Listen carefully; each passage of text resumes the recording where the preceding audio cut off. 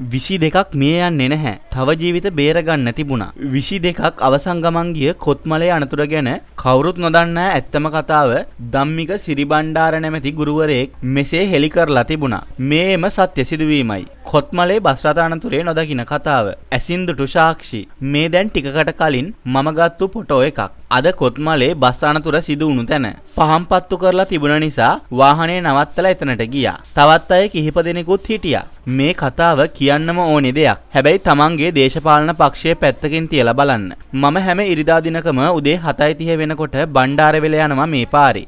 මගේ ටියුෂන් පන්ති වලට. අදත් මේ හරියෙන් යනකොට උදේ 6ට ආසන්න වෙලා තිබුණා. එතකොට පාරේ සෑහෙන සෙනගක් හා වාහන සැලකිය යුතු ප්‍රමාණයක් තිබුණා. ඒ වෙලාවේ 19 යනුව ගිලන් රථයකට රෝගියෙක් පටවල අරන් යනවා. මම ස්ලෝව් කරලා බලනකොට ඇහුණා හරි අන්තිම එක්කෙනා තමයි ගෙනියන්නේ කියලා. පාරේ හිටපු අය හයියෙන් කාට හරි කියනවා. මම හිතුවා ගොඩක් කලින් වෙච්ච අනතුරක්. දැන් ඔක්කොම ඉවරයි කියලා. මොකද මිනිස්සු ගොඩක් හිටියා. වාහන ගොඩක් තිබුණා. ඒක බලන්න ආපු අය කියලා හැමෝම ප්‍රපාතය දිහා බලාගෙන ඉන්නවා. 7:30ට පන්තියට යන්න ඕනේ නිසාත් මට කරන්න තරම් දෙයක් නෑ කියලා හිතලා මං එතනින් ආවා. දවල් වෙනකොට තමයි තත්ත්වය බරපතලයි කියලා නිවුස් වලින් දැක්කේ. අද හවස ආපහු එනකොට මම එතන නතර කරන්න හිතාගෙන ආවේ. එතකොට තමයි මේ පහන් ටික දැක්කේ. එතනට ගිහින් මිනිත්තු 15ක් විතර හිටියා. කරවල වෙලා තිබුණේ. තව පාරේ ගියපු ටික දෙනෙකුත් හිටියා. ගමේ කොල්ලෝ කිහිප දෙනෙක් ටිකක් ආවේගයෙන් කතා කරනවා එතන. මම ටිකකින් එයාලත් එක්ක හිතවත් වුණා. මගෙන් ඇහුවා මහත්තයා කවුද? පොලිසියේද?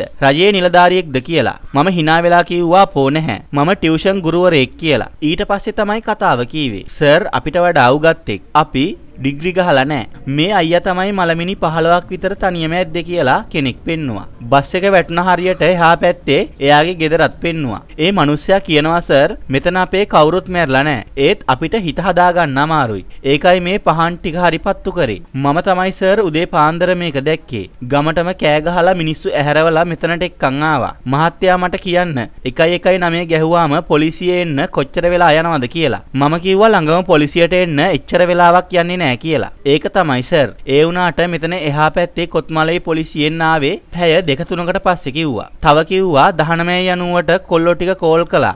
ඒක ආවෙත් පැය ගාණක් ගිහිල්ලා කියලා. පව් ඒ මිනිස්සු අපිට පුළුවන් දේ කරා. හරියට මේ දේවල් කරා නම් තව ජීවිත බේර ගන්න තිබුණා. අනිත් එක සර් අපේ මෙහි ස්පිරිතාලේ පැනඩෝල් පෙත්තක්වත් නැහැ. ඒකට ගියා කියන්නේ ඉවරයි. මම කිව්වා ඒක ප්‍රාදේශීය රෝහලක්නේ. ගොඩක් පහසුකම් තියෙන්න විදිහක් නැහැ කියලා. ඒ මිනිස්සු හිතේ අමාරුවට තමයි ඒවා කියන්නේ. මම කරට අත දාගෙන ඒ අයියාට කිව්වා ඔයාලා ඉගෙනගෙන තියෙන තරම හොඳටම ඇති. ගොඩක් උගත් අයට නැති මනුස්සකම් ඔයාලට තියෙනවා කියලා. මලමිනි ඇදපු විදිහ, තුවාල වුණු අය ගෙනාව විදිහ කිව්වා. මට පුදුමත් හිතුණා. සමහරු කියනවා මහත්තයා අපි ළඟ පිළිගඳයි. ඔයාට දැනෙනවාද? තාම අද දවසට බත් ඇටයක් කෑවේ නැහැ. බස් එකේ හිටපු හැම ළමයෙක්ම බේරගත්තා. මැරුණු අයගේ කෑලි අතින් එකතු කරා කියලා. ආයේ කවදාවත් මස් කන්නේ නැහැ කිව්වා. ඒවා දැකපු නිසා මට ඒ සෙට් එක මෙහෙම කිව්වා. සර් පුළුවන් නම් වීඩියෝ එකක් කරලා මේක දාන්න කියන්න. දැන් නිවුස් වලට යන්නේ FB යන්නේ ඇත්තම කතාව නෙවෙයි. ඒ වෙලේ කවුරුත් හිටියේ නෑ. ඔක්කොම උනාට පස්සේ දැන් කට්ටිය ඇවිත් බොරුවට ලකුණු දා ගන්නවා. රජයේ ආයතනවල වගකීමක් නෑ. 119 ගහලා වැඩක් නෑ. බොරුවක්. පොලිසිය වැඩක්ම නෑ. ඉස්පිරිතාලෙත් ඒ වගේම තමයි. හැබැයි හමුදාවේ කොල්ලෙක් බැස්සා. පොරනම් සුපිරි වැඩෙක් කියලා කිව්වා. හෙට අපි මෙතන දන්සලක් දෙනවා පුළුවන් විදිහට. මැරුණු අයට පිම්පිනිස කියලා ඒ කොල්ලෝ ටික කිව්වා. මම ඒකට සල්ලි දෙන්න හද්දී එයාලා කිව්වා එපා සර් සල්ලි එපා. මෙතන උන වැරද්ද කියන්න. මිනිස්සු මෙච්චර මැරුණේ බේරගන්න වගකීමක් ගත්තේ නැති නිසා කියලා. මේ මිනිස්සු කියන කතාව 100%ක් නැතත් හොයලා බලන්න වටින දේවල් තියෙනවා. කාට වුණත් මේ වගේ දුර පැත්තකදී අනතුරක් වුණොත් මීට වඩා දෙයක් නෑ තමයි. අද සිදුවීමේ විශේෂ දේ තමයි මම දකින විදිහට රෝහල්ගත කිරීමෙන් පසු ටික වේලාවක් තුල මරණ සංඛ්‍යාව වැඩිවීම. පේරාදෙණිය මහනුවර වැනි ප්‍රධාන රෝහලක් නම් තත්ත්වය වෙනස් වීමට පුළුවන්. පැය ගණන් ප්‍රමාද වී අවශ්‍ය ප්‍රතිකාර නොමැති වූ විට වෙන කුමක් සිදු වේද? රාජ්‍ය ආයතනවල වගකීම පැහැර හැර ඇතනම් ඒ ගැන පරීක්ෂණ සිදු කර අනාගතයේ මෙවැනි අවාසනාවන්ත මරණ වළක්වා ගත යුතුය.